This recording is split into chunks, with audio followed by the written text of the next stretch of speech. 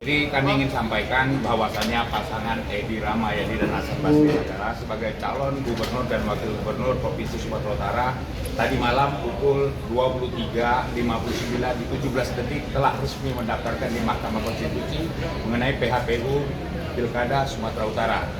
Dalam kesempatan itu kami ingin sampaikan bahwasannya apa yang menjadi bahan pertimbangan Bapak Edi Rahmayadi dan Hasan Basri Sagala sehingga mengajukan PHPU adalah tentang rasa keadilan di Sumatera Utara. Di PHPU itu kami ingin sampaikan beberapa hal sangat penting. Yang pertama, adanya upaya-upaya dari Partok tadi, Partai Coklat tadi. Partai Coklat itu bisa kita sampaikan dan kita uraikan dalam permohonan kita itu ada di situ unsur Polri, ASN dan Kejaksaan yang ikut terlibat cawe-cawe dalam Pilkada Sumatera Utara. Dan ini sangat menyakitkan hati masyarakat Sumatera Utara. Oleh karena itu rasa tanggung jawab Pak Edi Rahmayadi dan Pak Hasan Basri Sagala melalui Mahkamah Konstitusi ingin menyampaikan hal-hal kebenaran ini sehingga masyarakat Sumatera Utara bisa melek bahwasanya Pilkada Sumatera Utara yang telah terlaksana itu tidak dalam keadaan sedang baik-baik saja. Sehingga prinsip jurdil yang tadinya menjadi ajas demokrasi dan harapan masyarakat Sumatera Utara terkangkangi, bahkan terlindas oleh pihak-pihak yang hanya ingin mementingkan kekuasaannya saja. Jadi oleh karena itu, PHPU ini juga nanti akan kita uraikan tentang bagaimana sebenarnya musibah banjir di Kabupaten Langkat, Kota Madya Binjai, Kota Madya Medan, dan Kabupaten Deli Serdang. Sehingga proses 27 November 2024 tentang pilkada itu sendiri sebenarnya sedang tidak baik-baik saja di Sumatera Utara. Saya juga heran bagaimana nafsu seorang pemimpin itu mengabaikan hak-hak tentang bagaimana sisi-sisi kemanusiaannya dihilangkan. Kita juga sudah sampaikan pada tanggal 27 November 2024 pukul 10.30 ke KPU Sumatera Utara tentang keberlanjutan pilkada Sumatera Utara. Apakah dilanjut atau tidak dengan situasi yang begitu sangat tidak baik di Sumatera Utara, khususnya di 4 kabupaten kota yang tadi saya sampaikan. Sehingga Pak Edi Rahmayadi dan Pak Hasan Basri Sagala ingin menyampaikan kepada masyarakat Sumatera Utara.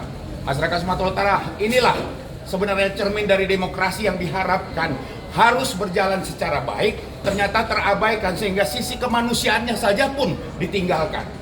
Bagaimana bisa pemilih di Sumatera Utara berpartisipasi aktif sementara dia harus memikirkan keselamatannya, keselamatan keluarganya. Banjir itu bukan banjir main-main di Kota Madya Medan, dari 21 kecamatan, 11 kecamatan terdampak banjir dan itu berlangsung sampai hari Minggu tanggal 1 Desember 2024. Jadi saya ingin sampaikan di PHPU ini sebagai pemohon kuasa hukum daripada Bapak Edi Rahmayadi dan Pak Hasan Basri Sagala bahwasanya harapan terbesar masyarakat Sumatera Utara adalah kepada Mahkamah Konstitusi. Kami tidak bicara menang dan kalah, tapi kami ingin Mahkamah Konstitusi sebagai the guardian of Constitution bisa mengeluarkan satu putusan yang bisa menyejukkan masyarakat Sumatera Utara secara keseluruhan. Ingat, pilkada ini seharusnya sebagai momen untuk mencari pemimpin yang betul-betul berintegritas, betul-betul bisa menyelamatkan Sumatera Utara dan bisa benar-benar menjadi sandaran bagi masyarakat Sumatera Utara. Bukan hanya untuk mencari kekuasaan. Kalau kekuasaan saya pikir Pak Edi Rahmayadi cukup dari proses-proses itu semua.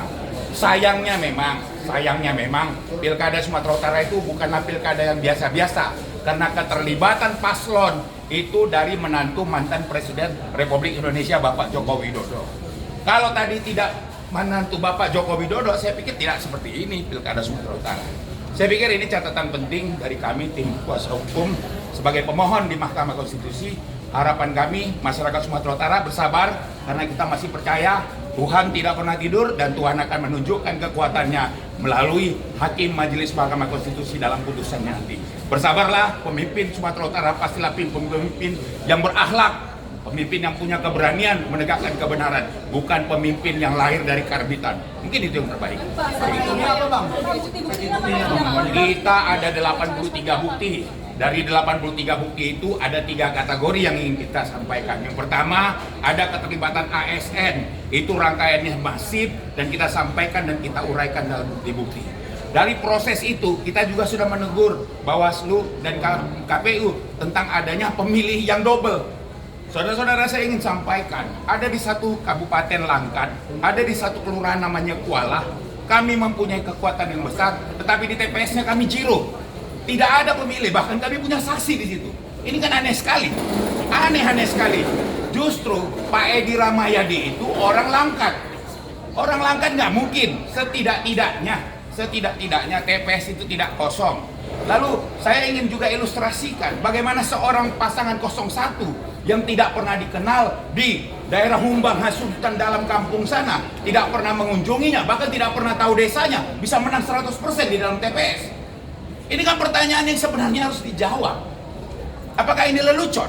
Kan tidak, pilkada ini kan adalah pilkada yang mengajaskan demokrasi. Bagaimana mungkin seorang pasangan 01 yang hanya wali kota Medan yang tidak punya prestasi bisa mengalahkan incumbent di posisi Humbang Hasundutan? Dia tidak pernah ke sana.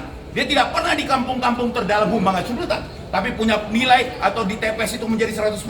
Anehnya, ya, pemilih 600 itu bisa memilih 587 orang. Kan aneh ini, sementara desa itu di Humbang Hasundutan satu TPS itu antara satu rumah dengan rumah lainnya itu bisa berjarak 100 sampai 200 meter. Ini nggak masuk akal. Oleh karena itu kita akan uraikan, kita jabarkan di PHPU kita.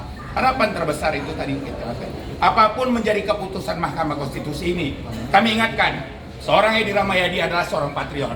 Dia adalah mantan TNI yang cinta akan Republik ini. Apapun hasilnya, kami akan ikutin, karena ini adalah benteng terakhir kita mencari keadilan untuk masyarakat Sumatera Utara. Dan ini sudah kita lakukan. Kita sudah banyak lapor ke Bawaslu, tapi kan kawan-kawan semua tahu, proses Bawaslu ini kan seperti macan ompong. Bagaimana seorang Bawaslu di satu TPS di Kota Medan loh, ya, ada orang yang mencoblos lebih dari satu kertas suara, dia ada di situ, KPPS ada di situ, semua seperti berjalan biasa-biasa saja. Apakah sudah dilaporkan? Sudah. Apakah sudah ditindaklanjuti? Sudah. Hasilnya apa? Tidak ada.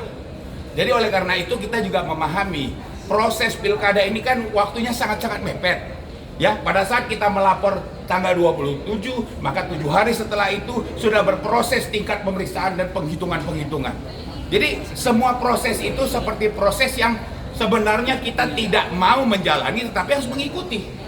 Karena proses itu memang dari awal kita ketahui seperti itu. Harapan terbesar sebenarnya adalah proses itu bisa berjalan secara demokratis. Biarlah rakyat itu, kalau memang akhirnya memilih bukan Edi Rahmayadi dan itu memang berlangsung secara jurdil, saya orang pertama yang akan katakan sebagai orang yang mendampingi Pak Edi di dalam hal permasalahan hukum, saya katakan, Bapak harus terima, ini pilihan rakyat. Tetapi karena memang situasinya tidak baik-baik saja dan banyak hal-hal yang dilanggar dan tidak adanya kejujuran dalam proses pelaksanaan ini, ya saya pikir inilah Mahkamah Konstitusi kita sampaikan. Tapi kan ada keterlibatan ASN, pemilihnya double, petitumnya apa lagi?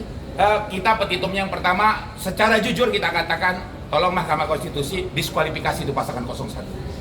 PSU yang pertama. Yang kedua, kita minta PSU di seluruh provinsi, seluruh kabupaten kota provinsi Sumatera Utara. Kalau tidak, maka izinkan kami memohon kepada Mahkamah Konstitusi untuk 4 kabupaten yang terimbas banjir untuk dilaksanakan PSU. Dan kalau itu PSU, kami yakin masyarakat Sumatera Utara pasti akan memilih Edi Rahmayadi dan Hasan Basri Sagala. Dan insya Allah Gubernur Sumatera Utara periode 2025-2030 akan Edi Rahmayadi dan Hasan Basri Sagala. Dan itu amanah masyarakat. Ya? Semalam udah daftar, terus ya. Hari ini kita verifikasi semua kelengkapan dan tadi sudah lengkap semua, dan kita tidak menggunakan 3 hari untuk perbaikan karena kita mempersiapkan ini jauh-jauh hari. Begitu parcok itu masuk, kita sudah tahu kita harus mempersiapkan ini secara sistematis. Artinya waktu buktinya ada yang parcok itu juga ada? Ada di daerah Tapanuli Selatan. Di situ ada keterlibatan oknum Polri, bahkan dia kasat intel di salah satu Polres, dan itu masuk dalam bukti kita. Ya, saya pikir clear ya.